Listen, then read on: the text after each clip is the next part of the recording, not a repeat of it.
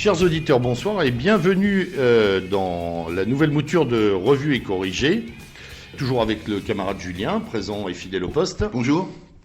Alors, ce soir, beaucoup de choses à dire, encore une fois. Émission dense, déroulé dense, on était en train d'en parler juste avant d'attaquer. Mais, place à l'actualité pour commencer, un petit coup de gueule. Oui, un coup de gueule inaugural, parce que, en fait, c'est un coup de gueule que tout le monde comprendra, mais je voulais insister sur un point précis. Coup de gueule sur le hijab day, bon, évidemment. À Sciences Po Paris. Voilà, et c'est ça le plus... moi, ce qui m'a le plus scandalisé, c'est que ça s'est pas fait dans un BTS deuxième année de coiffure, enfin, ça s'est fait à Sciences Po Paris.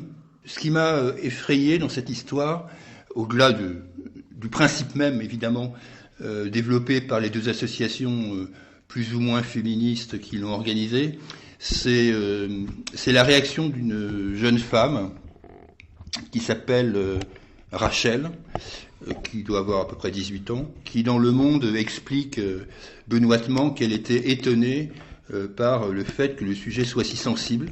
Alors, ça m'a effrayé parce que cette jeune femme, visiblement, est étudiante à Sciences Po, et si elle n'a pas compris que c'était un sujet touchy, moi je vous conseillerais franchement d'aller mener ses études ailleurs, quoi. Voilà. Oui, on est bien d'accord. Enfin, tu sais bien que Sciences Po, depuis le passage de l'affreux qui s'est défenestré à New York après une nuit Richard Descoings, ouais. Homo-alcooliso, Guillaume Pépiesque. Voilà, exactement. Et puis, sans parler de l'héroïne et de la cocaïne qui avait été trouvée sur place. Voilà, Sciences Po a bien changé tout de même depuis un bon moment. C'est certain, mais que ça se passe dans ce qui est considéré comme le temple de la future élite nationale, ça laisse quand même un peu méditatif. Alors, bon, je prends acte... Paradoxalement, c'est presque normal, oui. Puisque c'est le temple de la future élite. Je prends acte que Alain de Benoît faisait une conférence parallèlement au sein de Sciences Po et qu'il y avait visiblement plus de personnes intéressées par ses propos sur le modernisme et le libéralisme que par cette journée. Néanmoins, ça peut être aussi un signe, d'ailleurs, très intéressant de cette espèce de carrefour où tout le monde fait un peu tout et n'importe quoi et tout est possible et relativement possible. Tout à fait. Voilà, bon. Tout à fait. Après, voilà, le système adore intégrer. Bon, c'est une anecdote, mais bon, elle est quand même révélatrice, quoi. Oui. Bon, eh ben, écoute, on espère qu'il y aura un béret basque day bientôt. Un béret basque day. En tout cas, il faudrait que quelques étudiants un peu iconoclastes le proposent. On s'amuserait beaucoup avec ça. Alors, sur notre corps de travail pour cette émission Revue et Corrigée, on a bien évidemment jeté un œil avisé et attentif à tout ce qui s'est passé et ce qui se passe encore, puisque la procédure est en cours, tout ce qui se passe au Brésil. Voilà. Oui, donc la procédure de destitution de Dilma Rousseff, votée, puisque le vote a été très long, c'était très intéressant d'ailleurs, chaque membre du Parlement brésilien s'était filmé à la télévision en direct et chacun s'exprimait, il prenait position. Donc je crois que c'est au 342e sénateur ou député passé, on a su que c'était bon, la majorité était acquise. Oui. Il devait être 2h du matin ou quelque chose comme ça au Brésil. Les foules dans les rues, ça aussi très étonnant, et la police anti-émeute parce que entre les deux camps, j'ai lu, en tout cas dans la presse brésilienne, que c'était la guerre, littéralement, on s'est tiré dessus. C'est clairement la guerre. L'impeachment, pour reprendre le terme anglo-saxon concerné, de Dilma Rousseff, paraît quand même au jour d'aujourd'hui assez certain. Ce qui moi je vois évidemment sous l'angle de ce qui a été écrit dans la presse ici, j'ai senti tant au Monde qu'à Libération, qui sont les deux quotidiens de gauche qui naturellement devraient avoir au moins une analyse critique de ce process de destitution, j'ai senti comme un embarras.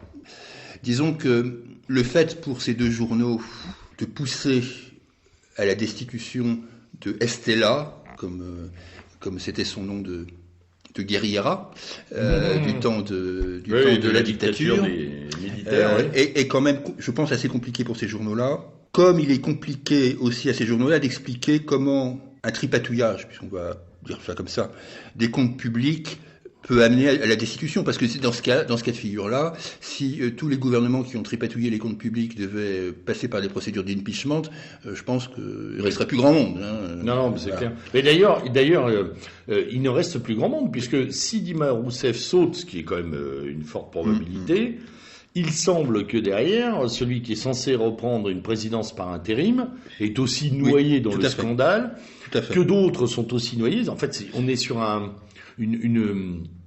scandale, et en fait des scandales, parce qu'il y a plusieurs affaires financières qui touchent peu ou prou toute la gauche. Bon, on s'imagine aussi qu'une bonne partie de la droite est faisandée, on connaît le Brésil, mais là pour l'instant on est sur la gauche. Alors moi ce que j'ai vu en termes de riposte, et c'est juste pour rapporter cette petite pique des journaux de gauche française, c'est que on n'a pas pu s'empêcher d'aller interviewer. Je pensais aussi aux radios, France Info et France Inter, on fait les choux gras de cette droite qui en appelle à la dictature. Vous savez, les jeunes dans la rue qui ont dit en fait il faudra en repasser par la dictature pour remettre la vie à l'endroit. Alors là, on s'est pas du tout limité. On a bien dit, voilà, il y a quand même un vrai danger, etc. On a essayé de soulever un hydre qui n'a pas marché d'ailleurs, qui n'a pas pris du tout.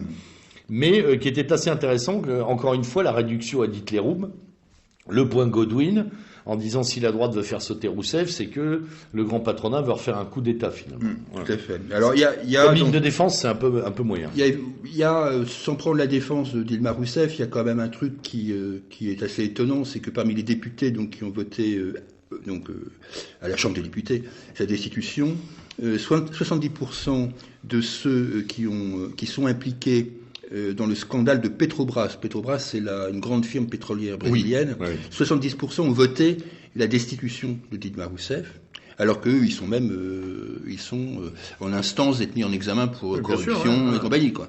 Donc, on reste un peu étonné. Aussi, je dois dire, de la concordance des événements qui touchent les présidences sud-américaines. On se souvient des débats, c'est le moins qu'on puisse dire, qu'avait eu Cristina Kirchner. On voit dans les Panama Papers le président argentin d'aujourd'hui compromis. Bon, je parle même pas évidemment du cas vénézuélien de Maduro. Donc, il y a une instabilité chronique sur... Quoique Maduro, ça traînait depuis, comment s'appelle-t-il, le défunt... Hugo Chavez. Ça traînait depuis Chavez. Sur la fin de Chavez, on savait qu'il y avait quand même du lourd. Oui. Et tout ça sur fond de crise économique patente, puisque on parle toujours du pétrole vénézuélien, mais il y a aussi du pétrole brésilien, et évidemment l'effondrement du prix du pétrole, et l'échec en particulier de la conférence de Doha récente n'arrange pas les choses de tous les pays producteurs, quels qu'ils soient d'ailleurs. Échec qui je dirais, valide la concurrence régionale Iran-Arabie Saoudite qui bat son plein. Qui bat son plein. Avec un jeu trouble des Américains qui se rapproche de l'Iran. Donc voilà, c'était un petit mot sur le Brésil, un pays qu'on évoque assez rarement, et dont je rappelle, parce que je suis quand même étonné qu'on n'en parle pas, y compris des spécialistes du Brésil, je rappelle qu'on est quand même à 3 mois des Jeux Olympiques de Rio, qui sont évidemment une manifestation mondiale, la première manifestation mondiale d'importance en termes sportifs, et dans ce climat-là général, avec en plus l'impréparation des infrastructures dans un certain nombre de sports, moi je m'attends quand même à des Jeux Olympiques assez fun, quoi. Ça risque d'être assez drôle de voir ça. Enfin voilà, c'était ce petit mot sur ce grand pays d'Amérique latine, dont nous sommes, je le rappelle, frontaliers, par la Guyane. Exactement. Il est important de le noter. On l'oublie. Voilà. On en reparlera tout à l'heure d'un autre On ne devrait pas l'oublier d'ailleurs avec les dizaines de milliers de gens qui passent par la forêt pour prendre la nationalité française. Tout à fait. Ouais. Et accoucher en Guyane. Et accoucher à Saint-Laurent-du-Maroni, dont je rappelle que le maire, il y a quelques années, avait demandé l'extraterritorialité pour la clinique afin de ne pas faire des Français de fait de toutes ces femmes brésiliennes qui arrivaient... Oui, on en retouchera un mot tout à l'heure quand on évoquera le cas de Mayotte. Oui, aussi, tiens, oui. Larguez Mayotte. Bon, une affaire qu'on avait évoquée la dernière fois et qu'on suit avec intérêt, le Brexit. Oui, alors là, on est donc fin avril. Donc le Brexit, enfin le référendum aura lieu dans exactement 2 mois, au moment où on enregistre cette émission. Ça commence à monter la tension. On voit bien, tant au sein des instances européennes, via les propos dans Le Monde ou Libération tenus par Juncker, que ça se crispe. On voit évidemment l'arrivée toute prochaine de Barack Obama en Angleterre. Oui. Et on voit...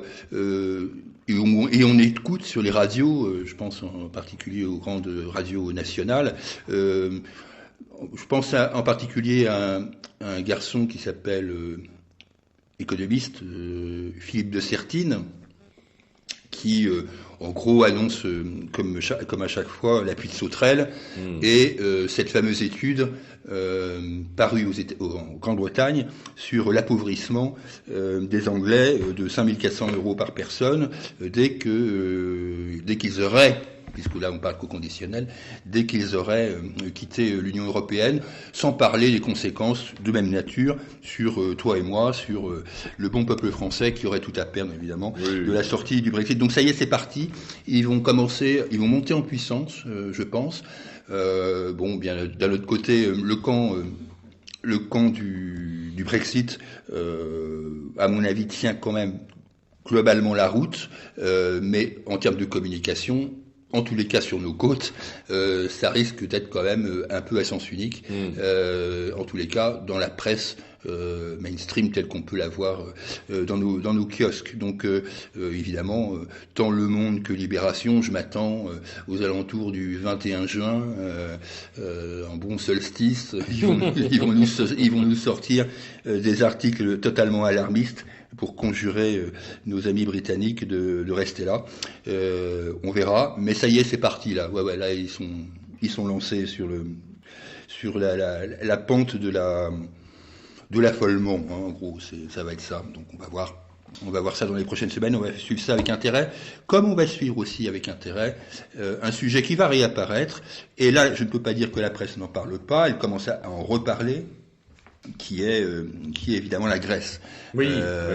Là, on est là vraiment dans un schéma de grande cavalerie, c'est-à-dire que la Grèce doit rembourser, je lisais ça ce matin dans le Figaro Économie pour le coup, doit rembourser 2 milliards d'euros en juillet plutôt de ses dettes, et donc pour rembourser ces dettes, il demande évidemment de l'argent. Donc on est vraiment, si la cavalerie a un sens, c'est celui-là. Donc, tout ça, alors que le ministre des Affaires étrangères grec dit que de toute façon ça va pas mieux aujourd'hui qu'hier. Et d'ailleurs, on voit pas comment ça pourrait aller mieux. On voit d'ailleurs pas comment ça pourrait aller mieux, effectivement. Alors il est un peu content parce que le taux de chômage est passé de 25 à 24%. Bon, d'accord. Par contre, il est moins content sur la dette. Les politiques sont toujours très prompts à se satisfaire de chiffres. Oui, tout à fait. En Espagne, c'était pareil d'ailleurs. En Espagne, c'est la même chose. Le chômage a baissé de 1%. Et parallèlement, la dette grecque aujourd'hui a grimpé de 171 à 183%. Donc, franchement, je vois mal ce qui pourrait empêcher. Et c'est pas moi qui le dis, là aussi, ce sont les journaux mainstream, une nouvelle crise grecque au mois de juillet. Si on ajoute ça avec le Brexit, bonjour les soirées à la Commission européenne de M. Juncker, il va bien s'amuser. Oui, qui a déjà fort à faire, d'ailleurs, on en parlait hors émission, avec le groupe de Visegrad, tout à fait. Qui est polonais en tête, qui lui donne bien du souci. Sans parler de l'affaire hollandaise et bien sûr, référendum où il va bien falloir qu'il dise quelque chose. Dont on avait parlé au panneau Actu, au dernier panneau Actu, on avait traité effectivement cette affaire-là. Alors, autre ressortie dans les médias, enfin, autre curseur qui s'élève à nouveau, celui de la Syrie. Hein. Oui, celui de la Syrie. Alors, je maintiens toujours que on ne sait pas grand-chose de la situation réelle militaire en Syrie.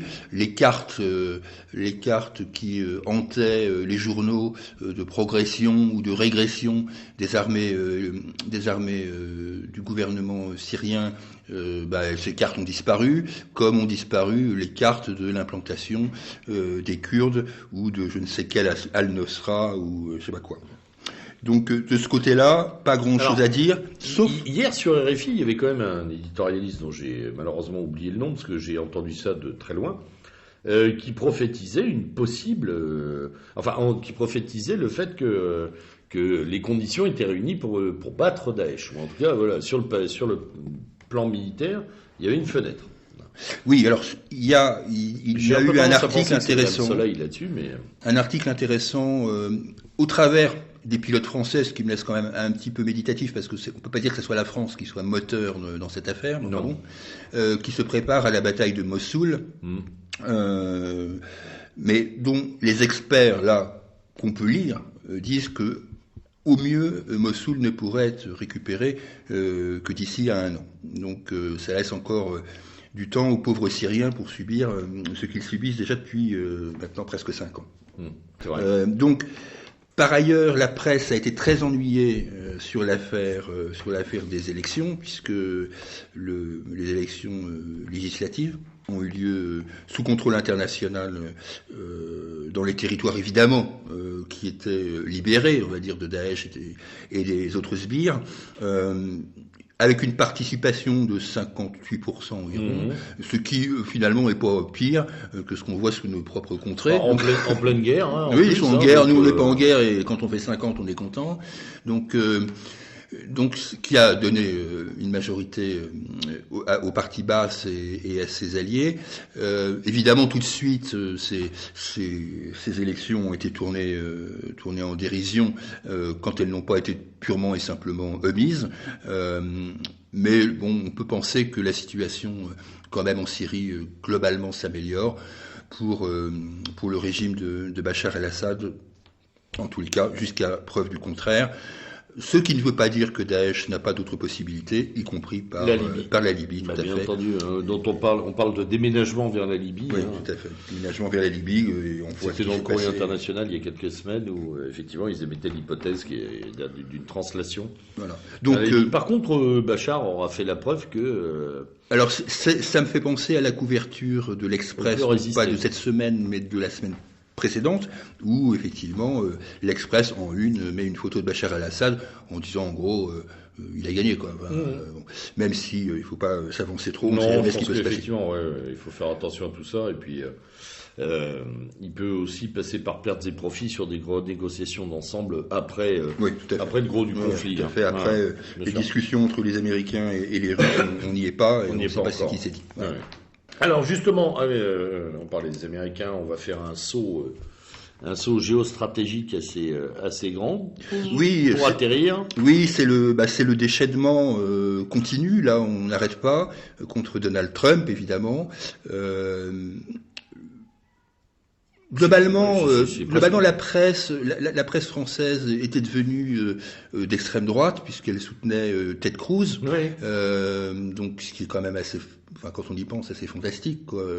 Oui, Ted Cruz qui pourrait aller casser la croûte au dîner de Rivarol. Hein, bon. Et du coup, là, l'affaire de l'État de New York où Donald Trump a remporté 61% des suffrages et Kasich 25 et Ted Cruz 14,5, si ma mémoire me trompe pas, font qu'évidemment ça a mis un petit coup sur les tempes de nos éditorialistes, d'autant plus que c'est New York. Enfin, voilà, c'est pas New York qui est c'est pas Jackson. Qui est dans le cœur des petits oligarques primitifs des grands journaux, qui est leur deuxième patrie. Oui, voilà. Qui est leur deuxième patrie et qui, là, ont vu à la fois Donald Trump triompher et aussi, il faut bien le reconnaître, malheureusement, Hillary Clinton gagner 58-42 contre Bernie Sanders. Donc, il semble que les jeux soient en tous les cas fait pour ce qui concerne Ted Cruz, puisque mécaniquement, ça la presse le relève assez justement, Ted Cruz ne peut pas de toute façon, quoi qu'il arrive maintenant, arriver à 1240 ou 1237 délégués, ce n'est plus mathématiquement Oui, possible. On a passé Il a passé un cap, c'est fini, même s'il gagnait tout, il peut pas. Bon, c'est déjà une bonne chose de fait. En plus, Donald Trump, lui, doit se bagarrer pour atteindre ce sommet. Il semblerait quand même, pour être tout à fait honnête, que ça me paraît assez difficile. Oui. Et on a vu apparaître dans la presse, je veux dire sous la prise de parole de Paul Ryan, une nouvelle barre que je ne connaissais pas, et eux non plus à mon avis, de 1100 délégués. C'est-à-dire que s'il avait plus de 1100 délégués, quoi qu'il arrive, c'était pas possible. Et on a vu aussi apparaître un autre critère. Moins de 1100 délégués. Oui. Ouais. Et on a vu apparaître aussi un autre critère qui disait que de toute façon, le candidat républicain serait élu in fine, s'il n'y avait pas ces 1237 délégués, par le nombre de voix reçues au cours des primaires. Et en termes de millions de voix, il est évident que Donald Trump ait 2 ou 3 millions de voix au-dessus de Ted Cruz. Donc on voit mal maintenant ce qui peut se produire, hormis une balle dans la tête, hormis une convention ouverte au mois de juillet, dont il peut peut-être tout sortir, je ne sais pas. En tous les cas, il y a une forme de résignation du côté de la presse mainstream ici, de voir Donald Trump porter les couleurs du Parti républicain. Alors que la guerre fait rage dans la droite américaine. Hein, oui, alors il y a c'est très violent. Hein. Je conseille un article. Ah oui, c'est vrai. Oui, un article du Monde Diplo de ce mois-ci, d'avril, qui est signé par Serge Halimi, qui s'appelle Guerre civile au sein de la droite américaine. C'est un article tout à fait intéressant. Bon, évidemment, venant du Monde Diplo, on ne peut pas attendre un soutien à Donald Trump, mais l'article est assez j'allais dire assez objectif, le terme est peut-être pas exact, mais au moins assez compréhensif des dissensions au sein du Parti républicain. L'analyse est pertinente. Voilà. Oui, c'est une analyse tout à fait pertinente. Et ce qui, moi, m'a beaucoup frappé, mais je ne devrais pas, puisque c'est vrai que je ne suis pas un grand connaisseur de la politique américaine, mais c'est l'extraordinaire racialisation de cette élection. Oui. Ouais. C'est-à-dire que quand on entend les radios, je pense par exemple aux chroniqueurs de politique étrangère sur RTL, qui expliquait tout à fait benoîtement que Donald Trump allait gagner l'État de New York, très bien. Tout le monde le disait, de toute façon, il ne prenait pas beaucoup de risques, parce que c'était des cols blancs, de race blanche, clairement, et qu'il n'y avait pas assez de noirs et de latinos dans la circonscription considérée, et que si Ted Cruz voulait faire un score, il ne pouvait compter que sur les voix des juifs orthodoxes de New York.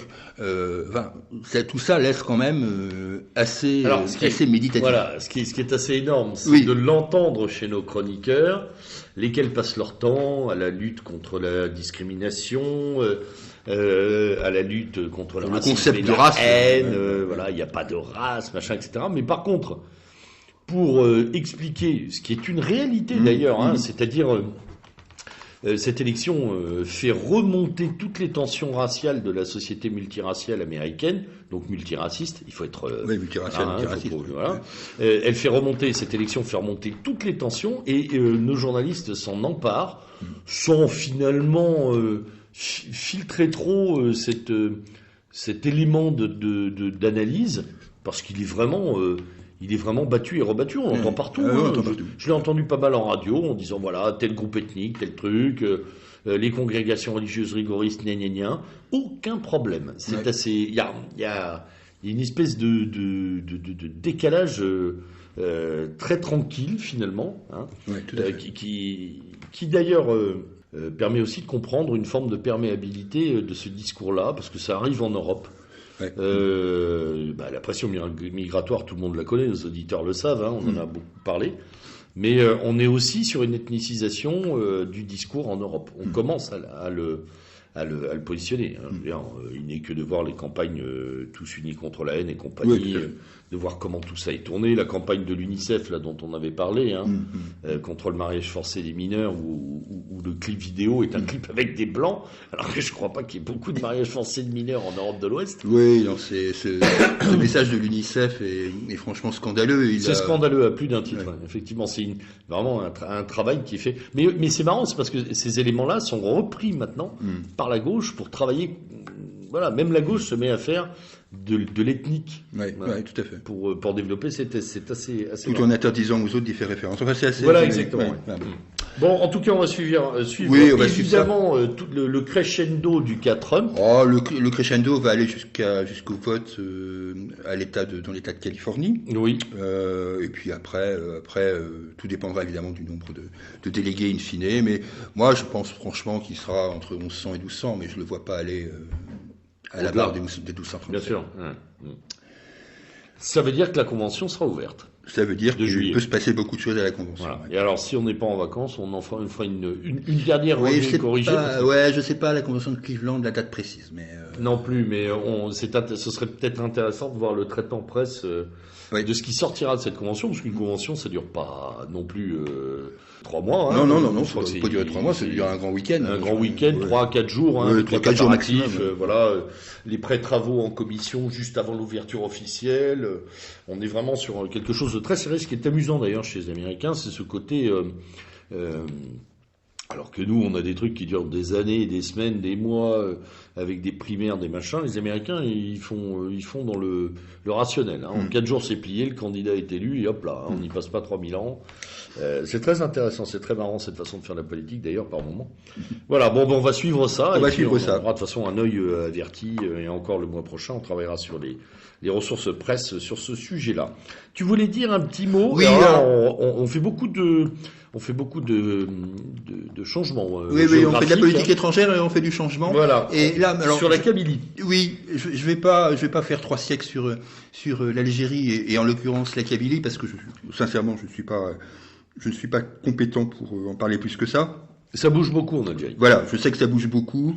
Je pense qu'il y a des auditeurs qui sont beaucoup plus compétents que moi pour en juger. Mais on a des auditeurs en Algérie d'ailleurs. C'est pour ça que je dis ça d'ailleurs. Mais je voulais simplement alerter sur la prise de parole de Bernard-Henri Lévy dans La règle du jeu, qui est un appel à l'indépendance de la Kabylie et le soutien à un mouvement que moi je ne connais pas, je le dis tout de suite, mais qui est présenté comme d'extrême droite, paraît-il, qui s'appelle le MAC. Donc, ceux qui connaissent le sujet en parleront sur le site s'ils le veulent, ça me donnera des idées. On sait qu'on a des experts là, parmi nos auditeurs. Et non, alors je ne vais pas plus loin que ça sur ce sujet, hormis le fait que quand Bernard-Henri Lévy se mêle d'un truc, ça me fout quand même généralement la trouille.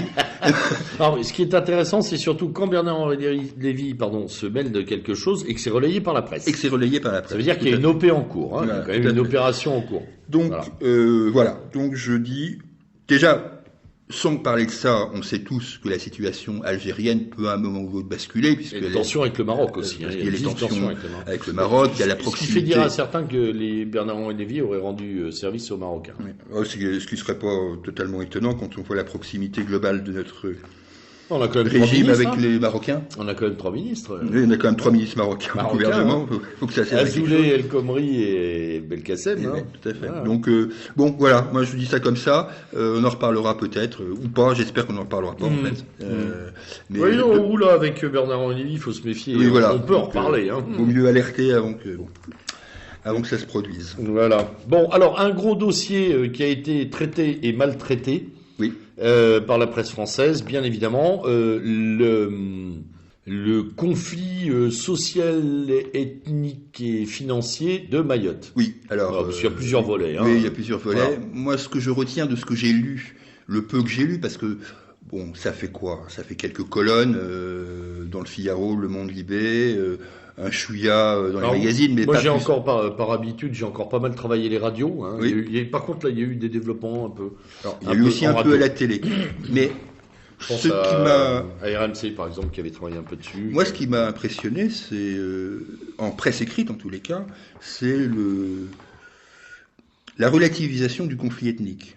C'est-à-dire qu'on apprend au détour d'un paragraphe que une personne de race blanche s'est fait poignarder, que des enfants se sont fait maltraiter parce qu'ils étaient blancs, etc. Chasse aux blancs est ouverte, oui. Voilà.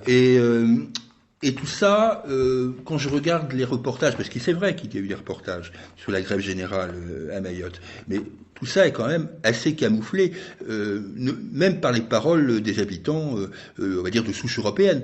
En tous les cas, c'est coupé au montage si c'est pas, si c'est pas dit, quoi. Ouais.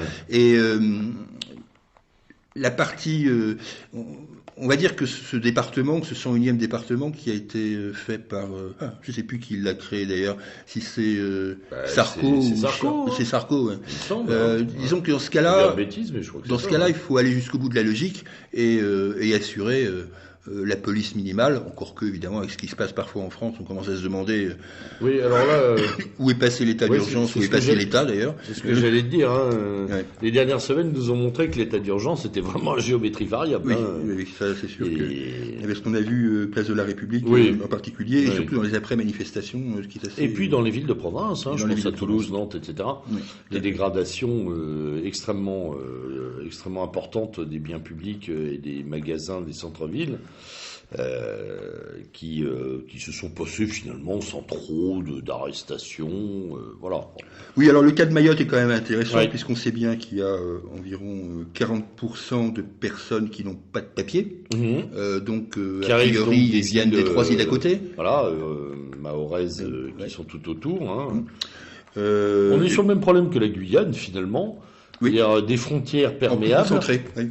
et une concentration de personnes qui arrivent pour obtenir droit, enfin surtout les aides sociales. Quoi. Il faut pas, Oui, faut pas aller plus loin. Hein. Ils cherchent juste la Sécu. Hein, Il et tout. faut pas chercher plus loin. Et dans la réclamation des grévistes, il y a la pleine et entière application du droit social français à Mayotte, voilà, Tout à fait. qui a été promise, qui ne semble pas avoir été posée. Oui.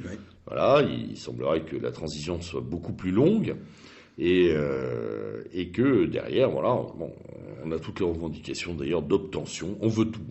C'était d'ailleurs la problématique d'ailleurs, à l'époque de la création de ce département. Tout le Oui, monde tout à fait.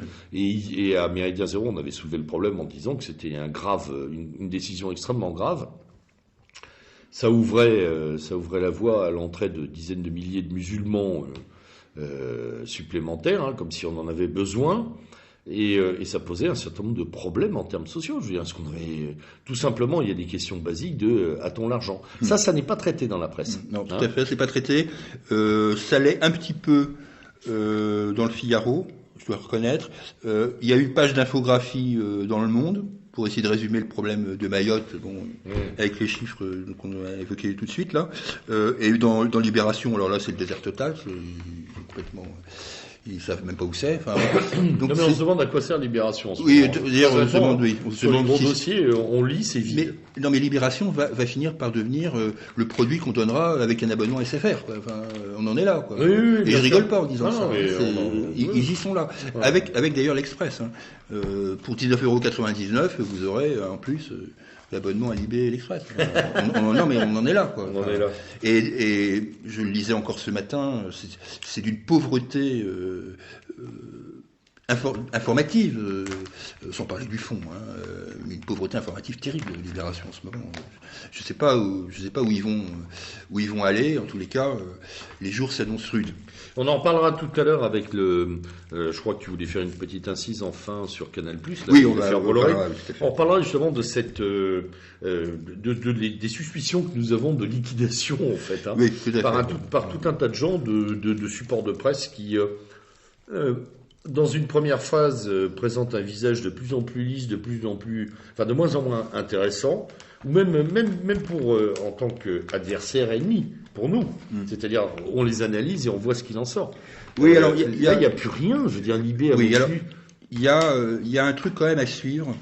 Là, je fais une petite incise, puisque tu évoques la viabilité des titres. Un truc à suivre qui est l'affaire Media One. WAN, hein, le One.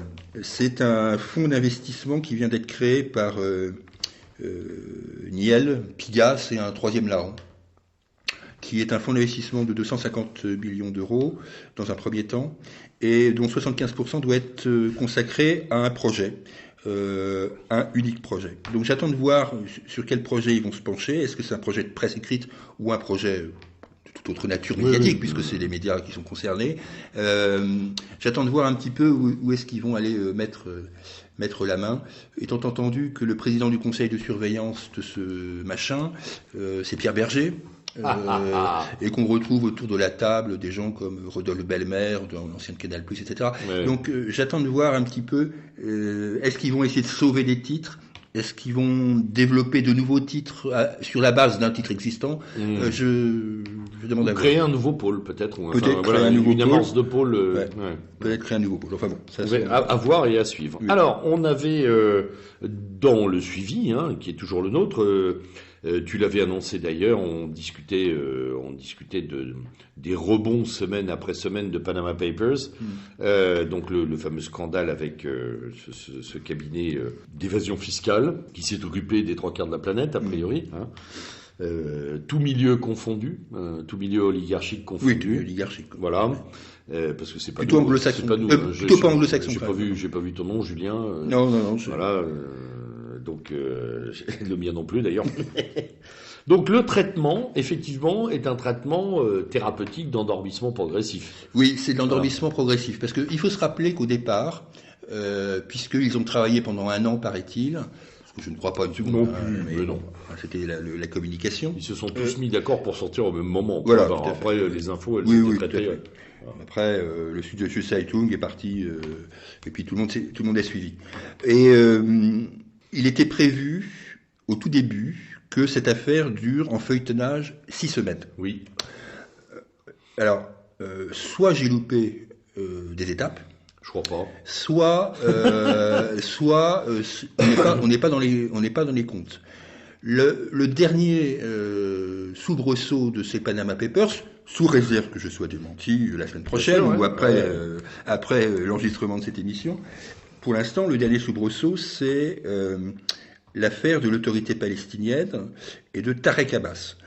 Tarek Abbas, donc, qui est le fils de Mahmoud Abbas, le président de l'autorité palestinienne, aurait eu un compte de $960 000 sur une société panaméenne. Bon. Mais une fois qu'on a dit ça, comme on sait toutes les manœuvres de rétorsion qu'il y a contre l'autorité palestinienne, on peut aussi se dire que ces gens-là ont mis de l'argent de côté pour échapper aux blocus divers et variés auxquels leurs comptes classiques sont soumis. C'est pas totalement aberrant.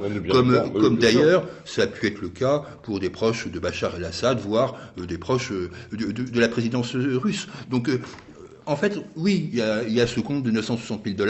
On remarquera encore une fois que c'est l'autorité palestinienne qui est atteinte, qui ne passe pas pour des amis directs, même si on peut la critiquer, qui ne passe pas pour les amis directs des États-Unis.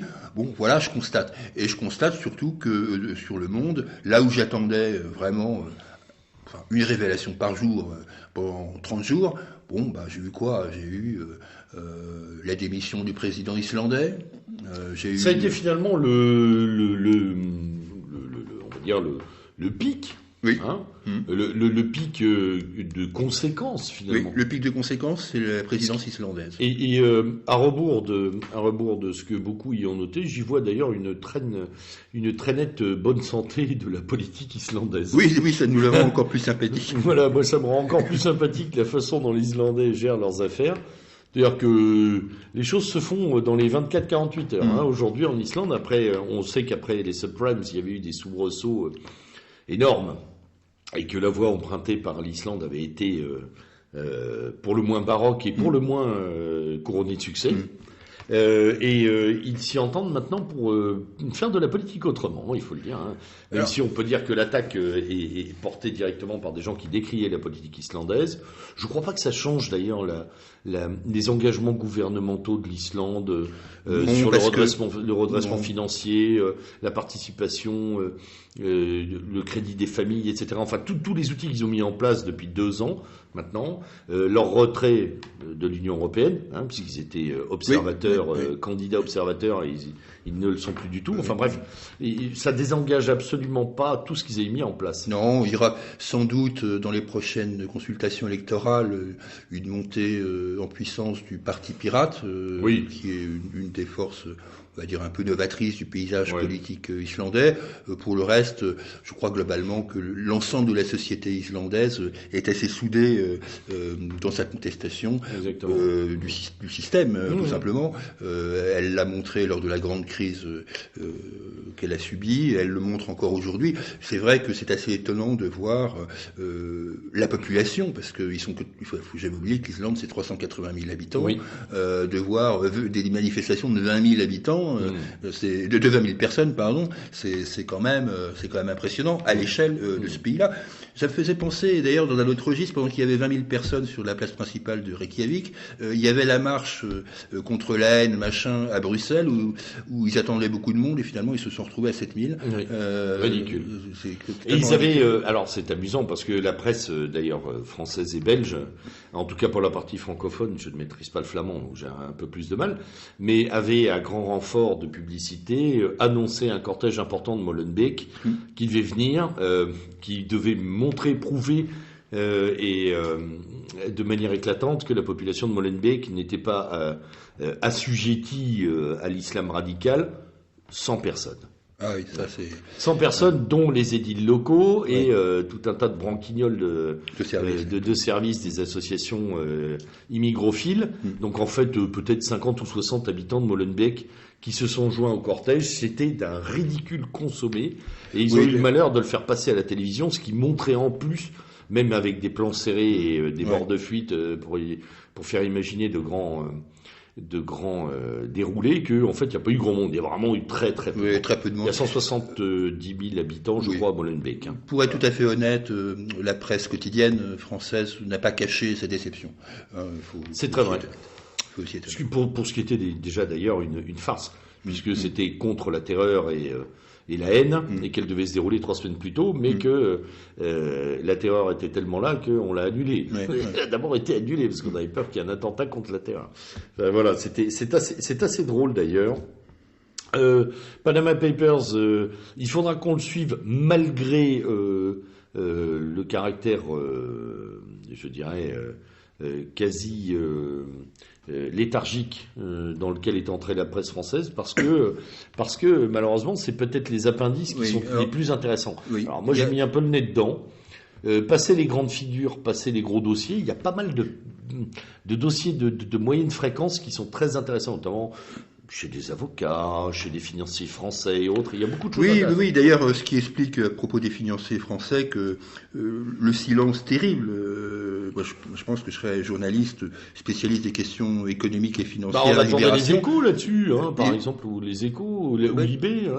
Libération est le cas le plus emblématique, puisque Drahi est concerné, on va dire, au minimum, par cette histoire. Le grand copain de BHL. Grand copain de BHL.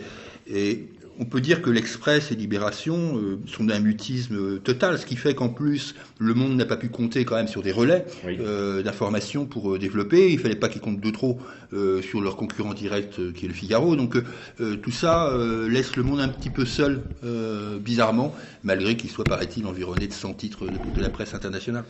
Oui. Bon, mais on va suivre, d'autant que dans les promesses faites, alors elles n'engagent que ceux qui les reçoivent, mais dans les promesses qui avaient été faites, au-delà des fameuses 6 semaines, il y avait la révélation en cours du mois de mai de l'ensemble des personnes concernées.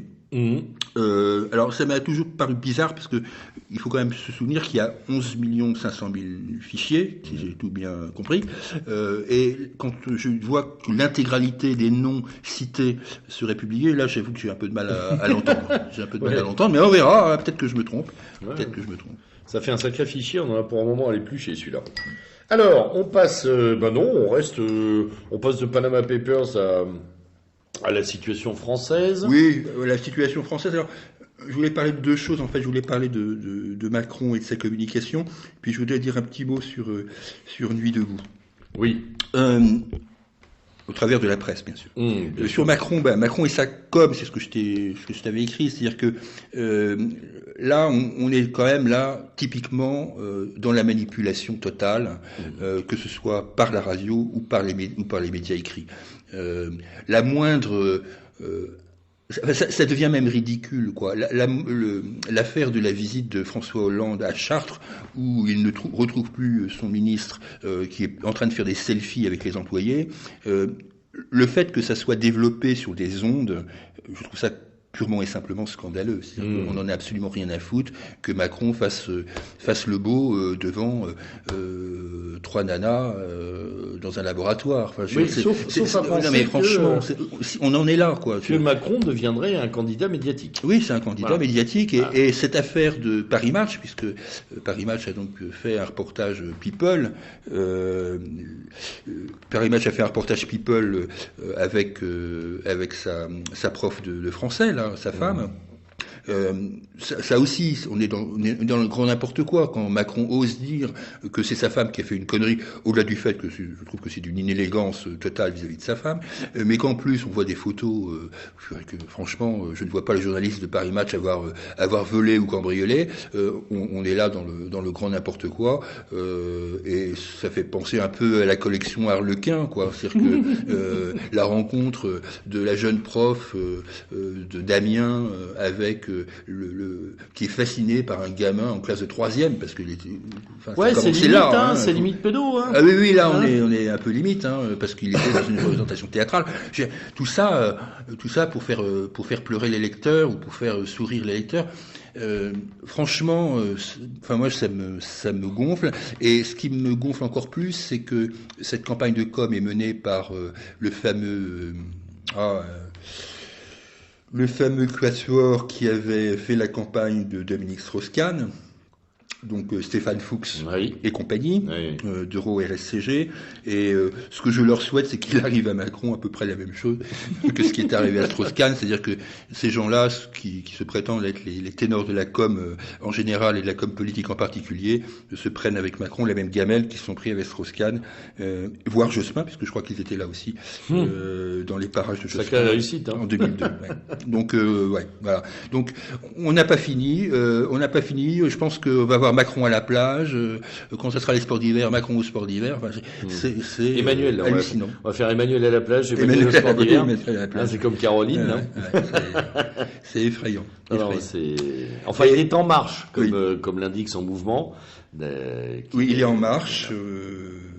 D'ailleurs, l'adresse du mouvement était drôle. Où est-ce qu'elle était, l'adresse du mouvement? J'ai lu ça dans la presse. L'adresse de son mouvement est située. Ah bah mince, ça oui, il est situé à l'Institut Montaigne. Et voilà. Bon, alors ça. Il est situé, je crois que ça a été dit d'ailleurs sur nos ondes. Oui, on l'avait dit au panneau actuel. Il a été à l'Institut Montaigne, ce qui évidemment est assez révélateur. Et je note que l'interview la plus longue et peut-être la plus intéressante qu'il a donnée, il l'a donnée récemment à la BBC. Donc voilà. Donc sans doute que parler français, les journalistes français devaient peut-être plus l'ennuyer, je sais pas. Encore qu'il a donné un truc à la presse régionale. Là. Candidat de la City. Je vais dire un petit mot sur la Nuit debout. Pour prendre date sur Nuit debout. Je constate, mais c'est pour ça que je dis prendre date, parce que je ne suis pas sûr de ce que je vais dire. Je constate un affaiblissement du soutien médiatique à Nuit debout depuis, bizarrement, la petite scène grotesque d'Alain Finkielkraut, place de la République. C'est-à-dire qu'à partir de ce moment-là, j'ai vu apparaître dans la presse, à commencer par Libération via un éditorial de Laurent Geoffrin, les premières réticences sur ce mouvement. La mise en cause de la commission accueil et sérénité. C'est comme ça que ça s'appelle. Non, mais tu sais quoi, ça me fait penser au grand Vishnu avec les inconnus, là, tu te souviens, paix et sérénité, là. On est en plein dedans. Donc, eux, qui sont visiblement, en gros, soit des anciens de la CGT, soit c'est des anciens de la CNT, qui sont chargés d'être les gros bras, en gros, de l'affaire, qui n'ont pas été vraiment très gentils avec notre philosophe distingué. Depuis que Alain Finkielkraut a été mis en cause, on commençait à voir des articles sur ces fameux ces fameux ateliers où les hommes sont proscrits, par exemple. Les réunions non mixtes. Les réunions non mixtes, voilà, tout à fait. On commence à avoir des trucs qui sont quand même moins sympathiques. Ouais. Donc, peut-être que je me trompe. En fait, non, mais moi je pense, si tu veux, que la presse aime bien taper sur Finkielkraut, mais c'est chasse gardée, quoi. Oui, c'est quand même, Voilà. faut peut-être pas déconner quand même avec Finkielkraut, quoi. C'est ça qui est très drôle. Et Finkielkraut qui finit par être presque adoubé ou en tout cas englobé dans un projet de droite, alors que bon, on Oui, sait alors qui quand il on est, écoute quoi. bien, ouais. Oui, voilà, faut pas se tromper. La droite israélienne éventuellement. Voilà, Pas exactement, français, mais je suis c'est pas la nôtre. Hein. Ouais. Enfin, en tout cas, nous, on n'est pas de droite, on s'en fout. Mais ce que je veux dire par là, c'est que voilà, ça n'a rien d'être. Il a des saillies qui sont intéressantes de temps en temps. Il a quelques propos, voilà, qui peuvent. Oui, non, mais tout n'est pas. Qui peuvent donner à rejeté chez réfléchir, Finkielkraut, mais en aucun cas, voilà, il y a quelque chose de familial ou de raccord là-dessus. Ouais. Mais voilà. Donc voilà, j'attends de voir. J'attends de voir le beau mois de mai si ça passe le cap du mois de mai. Ouais, parce qu'après il y a les examens. Après il y a les examens, c'est tout, et puis il faut après préparer les vacances. Oui, c'est important. Ça tue tous les mouvements, ça, les vacances. Hein, là aussi, il faut pas non plus. Enfin, en attendant, je tiens quand même à rappeler, puisqu'on on le disait avant cette émission, qu'il y a quand même des effets collatéraux qui nous sont dommageables, comme a été, à mon avis, le cas du saccage du local d'Action française, que je ne peux pas forcément dissocier de ce type de mouvement. Et d'autres locaux d'ailleurs. Oui. Il y a des locaux du front. Les locaux du front à Rouen qui ont été vandalisés. Il y a voilà. Donc moi les gentils. Oui, rêveurs, le local d'AF c'est à Marseille qui a été proprement saccagé. Le local d'AF à Marseille. Avec beaucoup. Donc c'est des queues de manifestations sur lesquelles il faut effectivement nous soyons vigilants. Pour être tout à fait honnête, ils s'en prennent aussi aux locaux du Parti Socialiste en particulier. Et la CNT a reçu à Lille une petite visite aussi assez musclée de la maréchaussée. Voilà. Ça y est, il y a des effets retour. Oui, quand même. Alors, un point sur le monde diplôme. J'en ai déjà dit un mot. Voilà, on a parlé de la guerre civile américaine, l'article d'Alimi. Oui, il y a vraiment le monde diplomatique est ce qu'il est. On partage pas toujours, bien loin de là, ses opinions, mais il a le mérite. D'abord, il a un gros mérite, le monde diplôme, c'est d'avoir des articles longs. Moi, j'aime beaucoup les articles longs, ce qui permet quand même d'aller au fond du dossier. Donc, là, j'ai évoqué le sujet de la guerre civile au sein de la droite américaine. Il y a aussi un article assez intéressant sur, au-delà de l'imposture de la démocratie en entreprise, ça, je suis on le savait, ça. Mais il y a un article sur la critique des médias, une histoire impétueuse, qui est un article sur la censure de la presse avant-guerre. En gros, qui est assez intéressant, qui concerne la presse, on va dire, révolutionnaire dans le sens blanquiste ou guesdiste de l'époque. Oui. Et il y a un numéro, malheureusement, que j'ai pas pu encore lire, beaucoup plus complet de manière de voir, qui est le supplément trimestriel du Monde Diplo sur faire sauter le verrou médiatique. On peut dire ce qu'on veut de ce journal qui est proche d'Attaque, qui est proche de Frédéric Lordon, qui est proche de cette gauche radicale, mais il y a quand même quelques pépites, y compris sur l'armement russe, etc. Donc voilà, c'est pas un coup de cœur, mais c'est simplement un journal dont la lecture n'est jamais inintéressante. D'indiquer à nos auditeurs que voilà. La fréquentation, plus ou moins.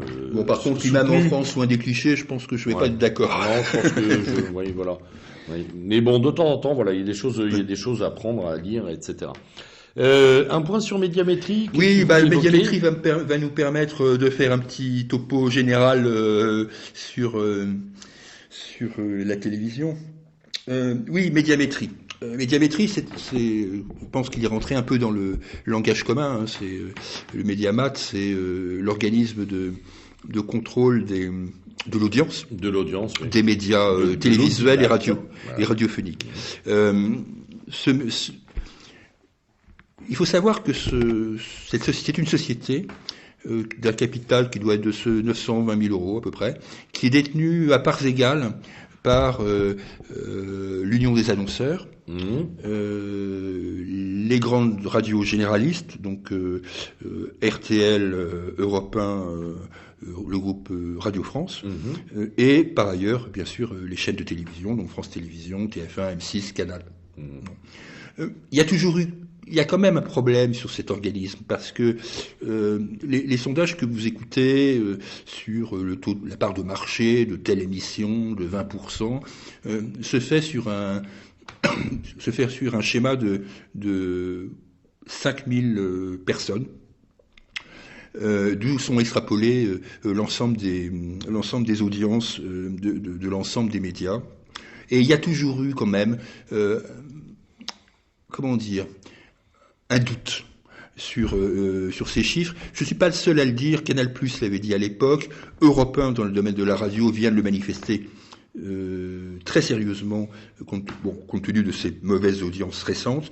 Il est quand même un peu dommage que cet organisme qui conditionne les investissements publicitaires, car c'est bien de ça quand même il s'agit. D'ailleurs, ça me fait marrer parce que le groupe Radio France, théoriquement jusque-là, en tous les cas, n'avait pas de publicité, donc bon, voilà. Mais c'est quand même bizarre que ne soit jamais apparu, ne serait-ce soit une dissidence, soit une deuxième société qui puisse contrebalancer une structure qui a tout pouvoir. Cet effet de monopole. Oui, c'est un effet de monopole total. On est entre copains, entre les annonceurs, les agences de pub et les médias. J'avoue que ce manque de concurrence me laisse un peu pantois et je ne fais que dire d'ailleurs ce que beaucoup de patrons de médias disent en privé, mais c'est un tel verdict d'où dépendent tellement de recettes qu'ils ont du mal à affronter Médiamétrie. Et je le dis, c'est aussi valable en radio, parce que là, on a des trucs totalement inexplicables, quoi. C'est-à-dire, on voit, on prend acte que les radios généralistes baissent en ce moment, en termes de radios généralistes d'information baissent. On constate que les radios musicales progressent, ok, très bien, mais on a du mal à comprendre pourquoi. C'est-à-dire que ce sont des chiffres bruts sur lesquels on n'a pas vraiment d'explication. Ils nous balancent des chiffres comme ça. Il n'y a pas d'analyse. Non, il n'y a pas d'analyse. Il n'y a pas d'analyse. Après, chacun se démerde avec ses chiffres. C'est très spectral, mais il n'y a pas d'analyse. Non, il n'y a pas d'analyse. Donc, moi, ce que je constate simplement, c'est que il y a quand même, sur la durée, des bons éléments, c'est-à-dire qu'il y a des émissions de racolage ou de désinformation, comme Envoyé spécial ou autres, dont les audiences semblent s'effriter. Là, je prends un baromètre constant entre ce qu'ils disaient il y a un an et ce qu'ils disent aujourd'hui. On voit la baisse. On l'a vu de façon spectaculaire sur le grand journal de Canal+. On le voit sur le petit journal aussi en ce moment. On reparlera de ce sujet-là après. Donc il y a pour moi une baisse tendancielle d'écoute, mais elle n'est pas analysée. Elle n'est pas analysée par ceux qui devraient l'analyser. Alors justement que l'analyse permettrait de comprendre aussi le déplacement de pans entiers de téléspectateurs vers les supports web. Oui, tout à fait. Et le téléchargement, le streaming, la vidéo à la demande, etc. Netflix, il y a beaucoup. Voilà. Il y a des nœuds qui sont en train de se débloquer sur ce plan-là, avec aussi ce que ça peut nous dire de la société française qui est en train de tourner le dos à une forme d'information, tourner le dos à une forme de circulation des données aussi. Il y a beaucoup de choses qui sont en jeu là-dessus, avec un déclin que l'on voit quand même poindre de la télévision classique, telle qu'on a pu l'imaginer, c'est-à-dire la grille de programme hebdo, votre journal à telle heure, votre film à telle heure, tout ça est en train de sauter. Il n'y a pas d'analyse. Il faut aller chercher ailleurs, c'est-à-dire pratiquement dans les travaux universitaires, des projections et des analyses, d'ailleurs qui ne sont pas totalement à partir de médiamétrie, qui sont plus des travaux de sociologie des médias. Oui, et puis on voit aussi, je pensais à l'émission de François Hollande l'autre jour, qui a réuni, semble-t-il, 3 200 000 personnes, contre 7 millions, 8 millions il y a un an. On voit que des émissions comme ça qui essayent de se renouveler, puisque c'était la première nouvelle formule de cette émission, à la place des paroles et des actes, on a l'impression que ça tourne en rond, quoi. C'est-à-dire que ils n'arrivent plus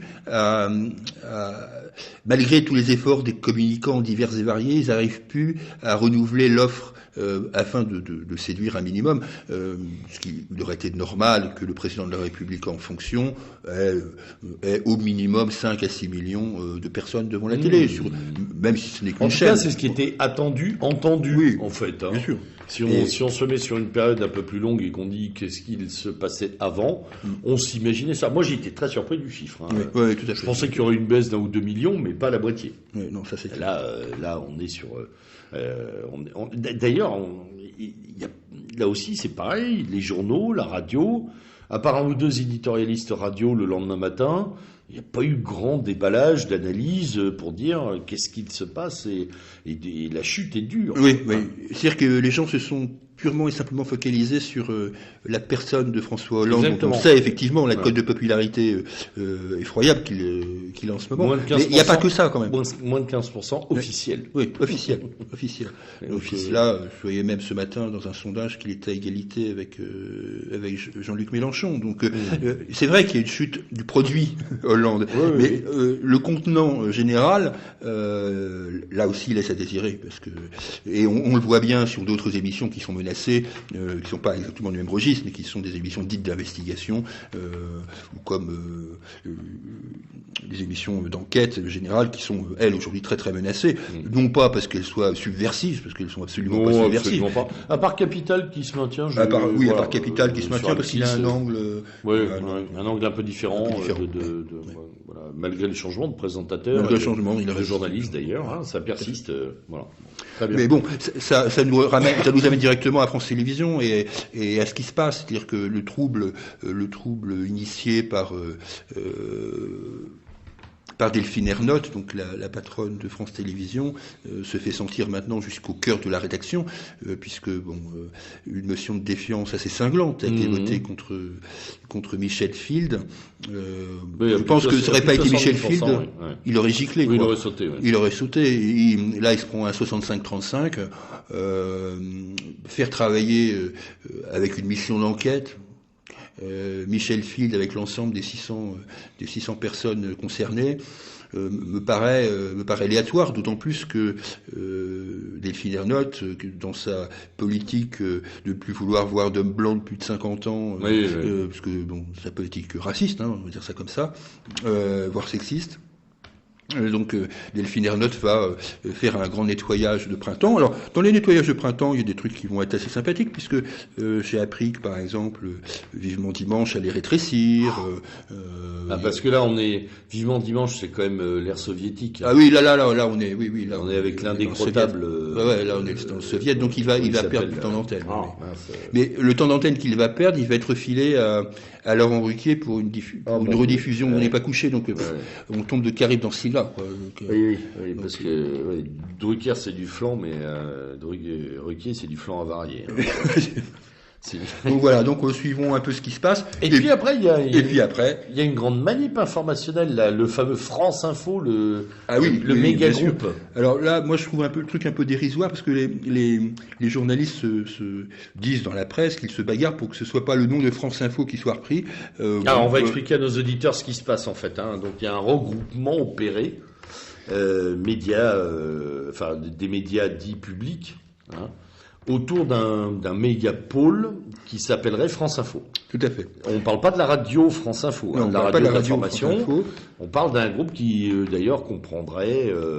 comprendrait la future chaîne d'information continue. Donc alors là, ça sera la Pravda, hein, c'est le service public. Oui, bien sûr. Ouais. Et donc, il y a bagarre. Il bagarre d'autant plus que, dans les conditions préliminaires de cette affaire, il y a la fusion des rédactions de France 2 et de France 3. Voilà. Donc, on sait bien que la fusion de rédactions, ça généralement, fait 20 ans que ça dure, un plus un va pas faire deux, quoi. Donc, il risque d'y avoir de la perte en ligne. Il y avoir de la perte.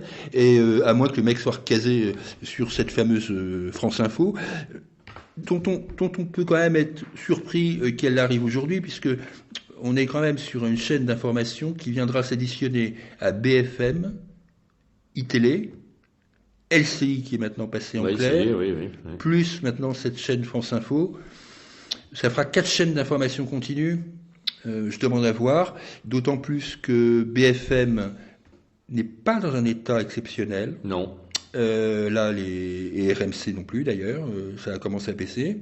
Que iTélé perd de l'argent, ça, on va reparler avec l'affaire du groupe Canal+, puisque ça appartient au groupe Canal+. Il y a LCI, LCI, de toute façon, soit il passait en clair, soit il mourait. Oui. C'est purement. Donc là, on observera s'ils sont subclaquants ou s'ils se redressent. Voilà, tout à fait. C'est un peu tôt là sur LCI. Oui, c'est un petit peu tôt. Il y a eu un effet d'aubaine quand ils se sont passés, le jour où ils sont passés en clair, puis après, on ne sait pas trop. Et puis là, il y a cette chaîne qui va débarquer, donc qui sera la Pravda gouvernementale, puisque c'est une chaîne d'information publique. Bon, on va voir. Alors, évidemment, ça nous amène tout directement à mon coup de cœur. De chaîne en chaîne. Mon coup de cœur, ne soyez pas surpris, il va évidemment à Vincent Bolloré. Parce que Vincent Bolloré... Qui nous donne des joies intenses en ce moment. qui est vraiment... Alors là, je pense que jamais... Médiatiquement, on rigole. Oui, jamais j'aurais pensé dire ça, compte tenu de l'estime que je porte à mon compatriote breton. Mais là, il nous promet en gros la disparition du petit journal et des guignols, ce qui fait hurler les inrecuptibles dans le numéro qui est en kiosque, et d'une façon générale toute la presse, qui a des yeux de chimène pour le petit voyou de Barthès. Et puis au-delà de ça, il y a effectivement ce qui s'est passé hier, c'est-à-dire la conférence de Vincent Bolloré aux actionnaires, où Vincent Bolloré a annoncé donc que les pertes de 2015 étaient pour la chaîne Canal+, de 264 millions d'euros, qu'elles seraient en 2016 de 400 millions d'euros, et que donc il allait falloir changer un peu, parce que c'était le groupe Vivendi qui était en cause, et qu'on ne peut pas mettre en cause comme ça le groupe Vivendi, et que même si l'ensemble du groupe Canal+, c'est-à-dire ce qui comprend en plus des 7, des 18, CanalSat, etc., est en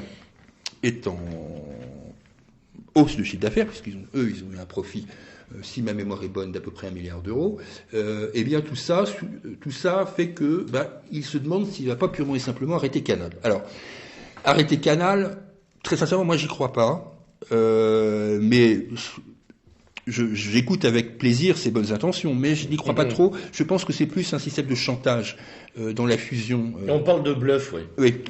Oui, parce qu'il y a l'affaire des droits sportifs avec beIN Sport, et je pense que c'est pour faire pression sur le gouvernement en disant attendez, si vous n'êtes pas gentil, j'arrête Canal et les chaînes affiliées, donc Canal décalé, Canal machin, et voilà. Bon, je pense que Vincent Bolloré a beaucoup de défauts, mais je pense que c'est quand même un habile négociateur, et donc il tape fort pour voir un peu ce qui se passe et essayer de négocier au mieux avec les autorités de la concurrence qui, elles, sont un peu rétives à tout donner à CanalSat pour la retransmission des matchs de football, puisque c'est essentiellement de ça dont il s'agit. Oui, parce que a priori, Canal va perdre le rugby. Il se dit que beIN est très bien passé, donc il va lui rester le foot, enfin une partie du foot, pas tout d'ailleurs. Oui, ils ont perdu, alors ça c'est pour les amateurs, mais ils ont perdu le championnat de football anglais pour les prochaines saisons. Donc c'est une période que je crois effectivement assez difficile pour le groupe Canal+. Mais si évidemment il avait la bonne intelligence déjà de nous débarrasser d'un certain nombre de personnes, ça serait déjà bien. Et puis après, s'il veut même aller nous pousser le plaisir jusqu'à arrêter tout, là, oui, évidemment, on pourrait prendre ça. On fêtera ça au micro. Oui. Avec grand plaisir. Tu parlais du sport tout à l'heure, tu voulais mettre un petit coup d'œil sur la presse sportive. Oui, je ne me suis pas trop embêté tout le monde avec la presse sportive, je dis simplement que... Non, elle est aussi à étudier, on a dit qu'on faisait toutes les presses, mon cher Julien. Moi, je suis particulièrement axé sur la partie footballistique et les sports co d'une façon générale. Mais je suis quand même assez surpris pour l'instant, là on est toujours au mois d'avril, du peu de tam-tam qui est fait autour de l'Euro 2016, dont je rappelle qu'il est au moment où on enregistre l'émission dans un mois et demi, donc c'est quand même demain, voilà. Et puis bien sûr des Jeux Olympiques de Rio. Bon, voilà. Prioritairement évidemment de l'Euro, puisque on connaît bien sûr tous les à la fois les enjeux sportifs, mais aussi les enjeux de sécurité. Enfin, on peut quand même pas les gommer comme ça d'un trait de plume. Et je suis assez surpris de voir les journaux sportifs, comme l'Équipe, puisque c'est là aussi une question Pravda, on est servi, ne parler que des affaires de l'Olympique de Marseille, de savoir si c'est le petit ami de Christine Lagarde qui va reprendre les rênes, ce qui est quand même, serait quand même assez drôle, faut le reconnaître, ou de voir quel impact Zinedine Zidane a sur le comportement du Real de Madrid. C'est-à-dire que comme la presse sportive a compris que le championnat de France de football, tout le monde s'en fout, depuis que les Qataris ont mis la main sur tout suspense, ils sont obligés d'aller faire un tour à l'étranger. Alors parfois il y a des côtés sympathiques, c'est vrai, quand on voit par exemple le parcours d'une équipe comme Leicester, et la presse sportive s'est pas mal intéressée au cas de ce club anglais sorti de nulle part et qui est en passe de remporter le premier championnat du monde. Comment ? Club populaire. Oui, club populaire, d'une ville ouvrière. Voilà, et bon. Un ovni. Hein. Et avec des mecs qui jouaient en Ligue 2 en France. Enfin, c'était tellement incroyable cette histoire. Bon, ça c'est sympa, mais quand même, au-delà de l'affaire Benzema, où finalement ça a été très très vite réglé, puisque 90% des Français, et j'exagère à peine, étaient favorables à l'exclusion de Benzema de l'équipe de France, finalement on ne sait pas grand-chose sur ce qui va se passer, ou sportivement, ou d'une façon générale, sur l'euro. Je n'ai même pas vu d'études économiques sur les retombées économiques de l'euro. Alors que généralement, annonce... Seul le volet sécuritaire est évoqué assez régulièrement, notamment à l'occasion du topo de Valls il y a quelques jours sur la prolongation de l'état d'urgence. Tout à fait. Oui, ça, dont on aurait pu imaginer que de toute façon cet état d'urgence aurait été prolongé sur l'euro. Oui, ça, bon. Là, d'ailleurs, là-dessus, personne n'a dit grand-chose, parce que si jamais il se passait effectivement... je rappelle quand même, on attend à peu près 6 à 7 millions de supporters étrangers en France, donc les mouvements de population vont être importants. Donc, mais on avait, dans les précédentes compétitions qui avaient lieu en France, je pense en particulier à la Coupe du Monde de 98, on avait estimé avant les gains mécaniques, économiques. Là, je ne vois absolument aucune étude de cette nature, comme si tout le monde allait un peu dans le brouillard dans cette histoire d'euro. On verra, ça dépasse même le cadre sportif. C'est économique, oui, bien sûr. On jettera un œil. Oui. On verra si les journaux économiques nous produisent. Je pense qu'à un moment ou l'autre, les journaux économiques vont être amenés à en parler, mais même eux, pour l'instant. Les Échos ne disent pas grand-chose. Pour terminer, tu voulais évoquer deux titres. Un titre de Boulevard Voltaire qui t'avait plu, je crois.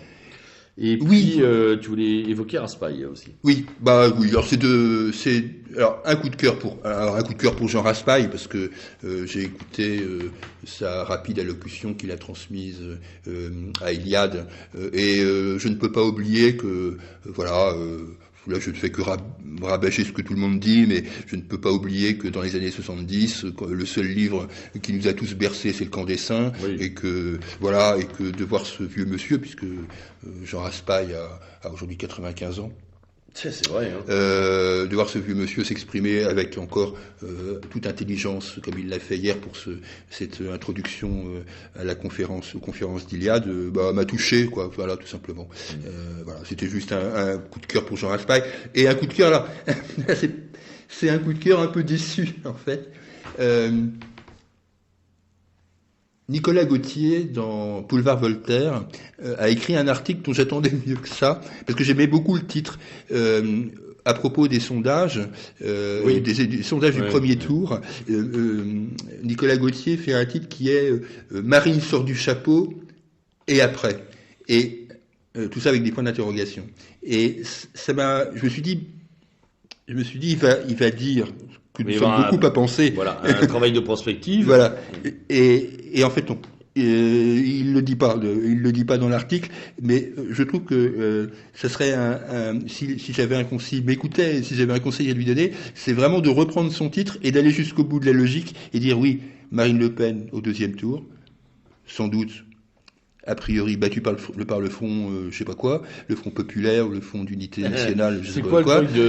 Et après on fait quoi? Je sais pas quoi. Et après on fait quoi? On fait quoi? Ouais. Voilà. Donc voilà, c'est une question lancinante. C'est une question lancinante qui devrait quand même, j'espère... Il y a des enjeux énormes, hein, après 2017, un peu tout le monde. Il y a des enjeux énormes. Alors, on voit très bien ce qui se trame un peu partout.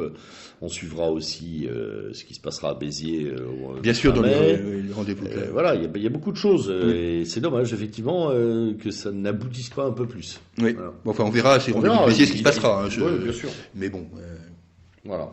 Bon, bah, très bien, mon cher Julien, on a fait le tour de ce menu qui était serré, là. Mais voilà, on continue nos investigations et notre travail d'étude sur la presse et toutes les presses, et puis on vous donne rendez-vous pour la prochaine de Revue et Corrigée. Merci, et puis à très bientôt. Bonne soirée. À bientôt.